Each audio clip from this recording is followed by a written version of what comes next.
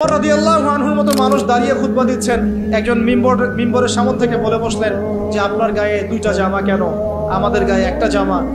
আপনি আগে অ্যান্সার দেন, জবাব দেন যে আপনার গায়ে দুইটা জামা কিভাবে আসলো, তারপরে খুতবা শুরু করেন, তারপরে খুতবা শুরু। এইরকম কি আমাদের রাষ্ট্রের মধ্যে সম্ভব? গণতন্ত্র যদি বলতে চান তাহলে ওমর রাদিয়াল্লাহু আনহুর এই স্টেটমেন্ট শুনেন। তিনি বলেছিলেন যে ইরাকের ফোরাত নদীর তীরেও যদি কোনো ছাগলের বাচ্চা যদি না খেয়ে মারা যায়, আমি ওমর ভয় করি যে আল্লাহ পাক কিয়ামতের দিন আমাকে জবাবদিহি করবেন। তাহলে কোনটাকে আপনি গণতন্ত্র বলছেন, কোনটাকে ইনসাফ বলছেন? পৃথিবীর কোন অমুসলিম পর্যন্ত অস্বীকার করতে পারবে না ওমর রাদিয়াল্লাহু আনহুর 10 বছরের খেলাফত ছিল বিশ্বের শ্রেষ্ঠ শাসন ব্যবস্থার একটা। কেউ অস্বীকার করতে পারবে? তারপরেও সেটা আমরা মানছি, খাতা কলমে লিখছি, পরীক্ষা পাশের জন্য লিখছি, বাস্তবে কোনো ইমপ্লিমেন্ট নাই। ইমপ্লিমেন্টের প্রশ্ন আসলেই ভয় দেখানো হয়, আরে আমেরিকা তেরে আসবে, আরে ইসরায়েল কি বলবে, ভারত আমাদের উপর খেপে যাবে। আমাদের সাথে আল্লাহ আছেন, আমাদের সাথে রাসূলের সুন্নাহ আছে, আর আমরা তো জীবন দেওয়ার জন্যই জন্ম নিয়েছি। আমরা তো একটা শাহাদাতের জন্য সারা দিনটা দোয়া করতে থাকি আল্লাহর কাছে। তাহলে কাকে ভয় পাচ্ছি আমরা? আর যাদের সাথে আল্লাহ থাকে তাদেরকে কোনো শক্তি কি পরাজিত করতে পারে? ওই রোমানদেরকে মুসলিমরা রাসূল সাল্লাল্লাহু আলাইহি ওয়াসাল্লামের যুগের পরে পরাজিত করে নাই? মুতার যুদ্ধে, ইয়ারমুকের যুদ্ধে ওই পারস্যের সম্প্রদায়কে খালিদ বিন ওয়ালিদ রাদিয়াল্লাহু আনহু, সাদ ইবনে আবি ওয়াক্কাস তারা পরাজিত করেন নাই? তাহলে কাদেরকে ভয় করি আমরা? এই মুশরিকদের কথা বলছেন? ওই দালালরা ছাড়া, তাদের অভ্যন্তরীণ দালালরা ছাড়া তারা আমাদের কিছুই করতে পারবে না। অভ্যন্তরীণ দালালরা ছাড়া তারা আমাদের কিছুই করতে পারবে না। আমাদের দুশ্চিন্তার জায়গা কাফেরদের না, আমাদের দুশ্চিন্তার জায়গা হচ্ছে মুনাফিকরা। আমাদের দুশ্চিন্তার জায়গা কুফাররা নয়, বরং আমাদের দুশ্চিন্তার জায়গা কোনটা? মুনাফিকরা। এই মুনাফিক মুক্ত, দালাল মুক্ত সমাজটা করেন, দেখবেন যে ইসলামী শরিয়া অর্ধেক কায়েম হয়ে গেছে। কিন্তু এটাও তো আমরা ব্যর্থ হলাম। এখন পর্যন্ত দেখছি যে সব জায়গায় তারা ঘুরে বেড়াচ্ছে, তাই না? সবার আগে উচিত ছিল এই কিসাসগুলো বাস্তবায়ন করা। তো কিসাস শব্দই তো মানুষ শুনে নাই, বুঝে না, জানে না। নামাজ জিজ্ঞাসা করলে নামাজ বুঝে, রোজা বললে রোজা বুঝে, সওম বললে সওম বুঝে, যাকাত হয়তো বুঝে কিছুটা, সালাত বুঝে, তারাবি বুঝে, কিসাস বুঝে না। কিসাস মানে মুগ্ধকে যে হত্যা করেছে তাকেও হত্যা করতে হবে, নাম কিসাস। এই ভাষায় কথা বলা দরকার ছিল আমাদের। খুনের বিচার, এইসব শব্দ বাদ দেন। শব্দগত বিপ্লবের দরকার, শব্দগত বিপ্লবের দরকার আছে, ভাষাগত আদর্শের বিপ্লবের দরকার আছে। ওরা একটা শব্দ বলবে, আমাদেরকে কাউন্টার শব্দ বলতে হবে।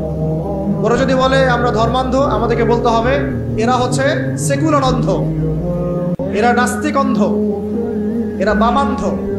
ওরা যদি আমাদেরকে মৌলবাদী বলে, আমরা ওদেরকে কাউন্টার শব্দ প্রয়োগ করব।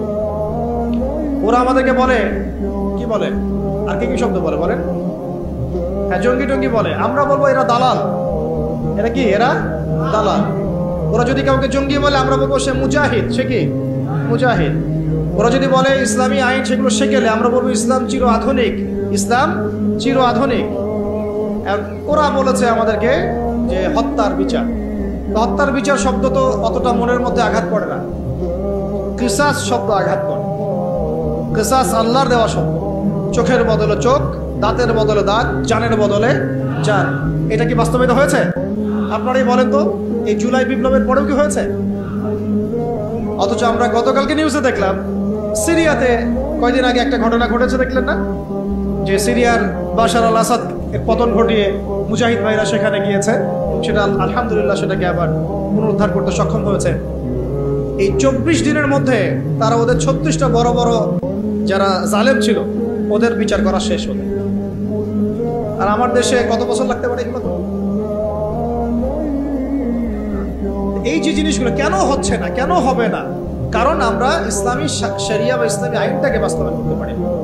ইসলামী শরিয়া আইন থাকলে এটা ইনস্ট্যান্ট ব্যাপার ছিল, ইনস্ট্যান্ট। দেন কেসাস। খুন করেছো, ধরে নিয়ে আসা হবে, তার পরিবারকে আনা হবে, আর হত্যাকারীকে আনা হবে, পরিবারকে জিজ্ঞাসা করা হবে তোমার ওই সন্তানকে অমুক হত্যা করেছে, সাক্ষী আছে, প্রমাণ আছে, সব আমাদের কাছে দলিল প্রমাণ মজুদ। তুমি কি তাকে মাফ করতে চাও? তুমি কি তাকে মাফ করে মুক্তিপণ নিতে চাও, না তার কেসাস চাও? দুটো অপশন দেওয়া হবে। যদি পরিবার বলে যে আমি মুক্তিপণ চাই, আমাকে 100 উটের মূল্য দিলে হবে বা এটা, তাহলে ওই ব্যক্তির বেঁচে থাকার সুযোগ আছে, ও ছাড়া পেয়ে গেল। যে খুন করেছে সে মাফ পেয়ে গেল, কারণ পরিবার তাকে মাফ করে দিয়েছে।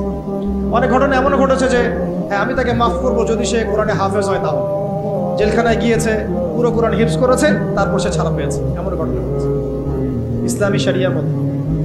আর যদি সে বলে না আমি আমার ছেলের বিচার চাই, কেসাস চাই, যেভাবে আমার ছেলেকে হত্যা করা হয়েছে ঠিক সেইভাবে আমি তার কেসাস চাই, ওইভাবেই ইসলামী আদালত তার কেসাস বাস্তবায়ন, একেবারে কোর্ট মার্শাল শেষ, এত সময় লাগে না।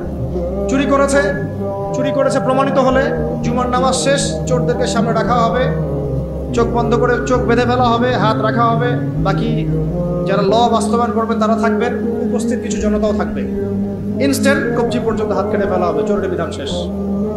জনগণ দেখলো চুরি করলে এই বিধান, আরো কি চুরি বাড়বে না কমবে? নিশ্চয়ই বাড়বে। কি মনে হয় আপনাদের?